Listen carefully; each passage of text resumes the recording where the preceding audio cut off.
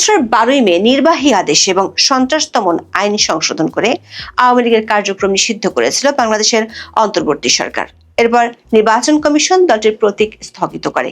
দেশীয় আন্তর্জাতিক নানা মহল থেকে বিষয়টি নিয়ে সমালোচনা হলেও শেষ পর্যন্ত আওয়ামী লীগকে ত্রয়োদশ জাতীয় সংসদ নির্বাচনে অংশ নিতে দেয়নি বিগত অন্তর্বর্তী সরকার। 12ই ফেব্রুয়ারি নির্বাচনে বিএনপি নিরঙ্কুশ সংখ্যাগরিষ্ঠতা পায়। নির্বাচনী প্রচারণায় বিএনপির অনেক শীর্ষ নেতাকে আওয়ামী লীগের ভোটারদের কাছে ভোট চাইতেও দেখা গেছে। জনশ্রুতি আছে, জামাত ইসলামী ও এনসিপি জোটকে ঠেকাতে গিয়ে আওয়ামী লীগের ভোট ব্যাংকের একটি বড় অংশ বিএনপিকে ভোট দিয়েছিল। জামাত ও এনসিপির পক্ষ থেকেও এমন অভিযোগ করা হয়েছিল। তাদের অভিযোগ হলো তলে তলে আওয়ামী লীগের সাথে আতাত করে বিএনপি নির্বাচনে জিতেছে। বিশেষ করে নির্বাচনের পর দেশের অনেকগুলো জেলা ও উপজেলায় আওয়ামী লীগের কার্যালয় খোলা এবং সেখানে মিছিল সমাবেশ করার পর এনসিপির পক্ষ থেকে জোরালোভাবে এমন অভিযোগ করা হয়। গণমাধ্যমগুলোতে প্রকাশিত তথ্য অনুযায়ী 12ই ফেব্রুয়ারি নির্বাচনের পর থেকে দেশের 29টি জেলায় কার্যক্রম নিষিদ্ধ থাকা আওয়ামী লীগের কার্যালয় খোলার ঘটনা ঘটেছে। তবে এর মধ্যে কয়েকটি জেলায় আবার ভাঙচুরের ঘটনাও ঘটেছে। আবার আওয়ামী লীগের 2 জন এমপি সহ বেশ কয়েকজন জামিনও পেয়েছেন। তবে বিরোধী পক্ষ থেকে জামিন দেওয়ার বিরোধিতার কারণে অনেকে জামিন পাওয়ার পর তাদের আবার নতুন করে শোন অ্যারেস্ট দেখানো হচ্ছে। আওয়ামী লীগ ও পুলিশের একাধিক সূত্রে জানা গেছে, নির্বাচনের পরপরই শেখ হাসিনা দলের এক অনলাইন সভায় নেতাকর্মীদের দেশে ফেরার প্রস্তুতি নিতে বলেছিলেন। এরপর দিল্লিতে শেখ হাসিনার সাথে দলটির শীর্ষস্থানীয় নেতাদের এ নিয়ে বৈঠক হয়েছে। সে বৈঠকে কোন পর্যায়ে কারা ফিরবেন তাও ঠিক করা হয়। জানা গেছে, ফেরার জন্য যে তালিকা তৈরি করা হয়েছে সেখানে আগে গুরুত্ব দেওয়া হচ্ছে বাংলাদেশের কোন কোন এলাকায় জুলাই আন্দোলনের সময় কোনো হত্যাকাণ্ড হয়নি তার উপর। যেসব এলাকায় হত্যাকাণ্ড হয়নি, অর্থাৎ জুলাই আন্দোলনকে ঘিরে যেসব এলাকায় কোনো হত্যা মামলা দায়ের হয়নি, সেসব এলাকায় নেতাদের প্রথমে ফেরানোর উদ্যোগ নেওয়া হচ্ছে। জানা গেছে, নির্বাচনের পর সীমান্ত দিয়ে এ পর্যন্ত কমপক্ষে আওয়ামী লীগ ও এর অঙ্গ সংগঠনগুলোর 40 জন নেতা বাংলাদেশে ঢুকেছে। ফেব্রুয়ারির শেষ সপ্তাহ থেকে এই ফেরা শুরু হয়।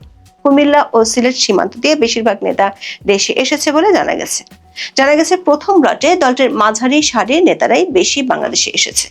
দলটির একাধিক সূত্র বলছে, ঈদের পরপরই আরেকটি লটে দেশে ফিরছেন দলটির অনেক নেতা। সংখ্যাটি 40 থেকে 50 জন হতে পারে বলে ধারণা পাওয়া গেছে।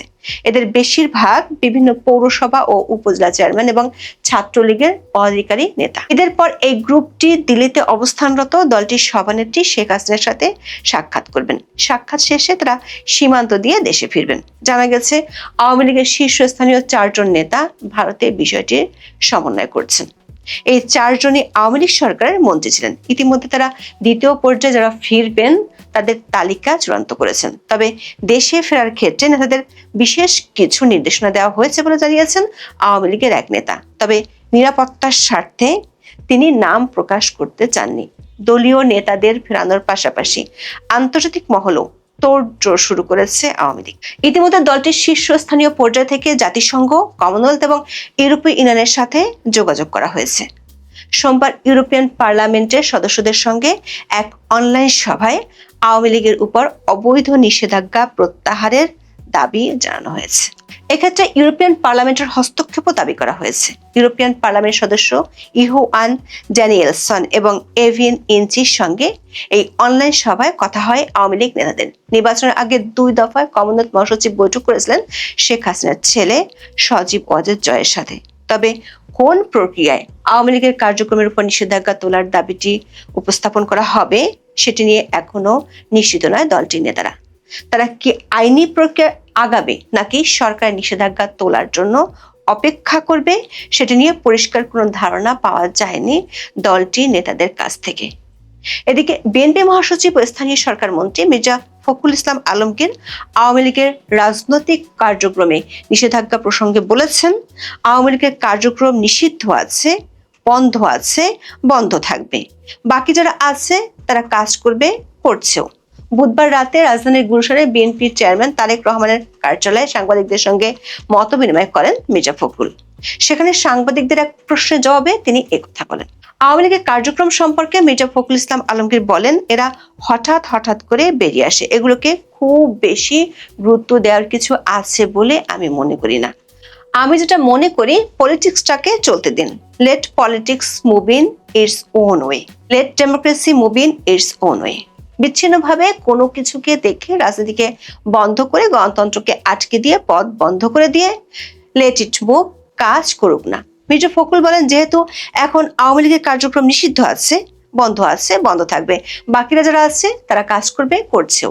আওয়ামী লীগ তো চেষ্টা করবে কিছু কাজ করছে, লাভ তো হচ্ছে না, জনগণ তাদের রিজেক্ট করেছে বলে দাবি করেন মির্জা ফখরুল। যদিও মির্জা ফখরুল প্রকাশ্যে নির্বাচনের আগে আওয়ামী লীগের ভোটারদের কাছে ভোট চেয়েছিলেন। সরকার একটি অংশ মনে করে ত্রয়োদশ জাতীয় সংসদের প্রথম অধিবেশনের 1 মাস পূরণ হবে 11 এপ্রিল। ওই পর্যন্ত কিছু আইনগত দিক নিয়ে সরকারকে সিদ্ধান্ত নিতে হবে। সে কারণে সরকারের পক্ষ থেকে আওয়ামী লীগের নিষেধাজ্ঞার ইস্যুটি নিয়ে তার আগে কোনো সিদ্ধান্ত আসার সম্ভাবনা কম। তবে অন্তর্বর্তী সরকার 133টি অধ্যাদেশ এরই মধ্যে বিশেষ কমিটিতে পাঠানো হয়েছে। সেই অধ্যাদেশগুলোর মধ্যে একটি হলো সন্ত্রাস দমন সংশোধনী অধ্যাদেশ, যেটিতে অন্তর্বর্তী সরকার রাজনৈতিক দলের কার্যক্রম নিষিদ্ধের বিধান যুক্ত করেছিল। এসব অধ্যাদেশ নিয়ে 2 এপ্রিলের মধ্যে বিশেষ কমিটি তাদের সিদ্ধান্ত চূড়ান্ত করে ফেলবে।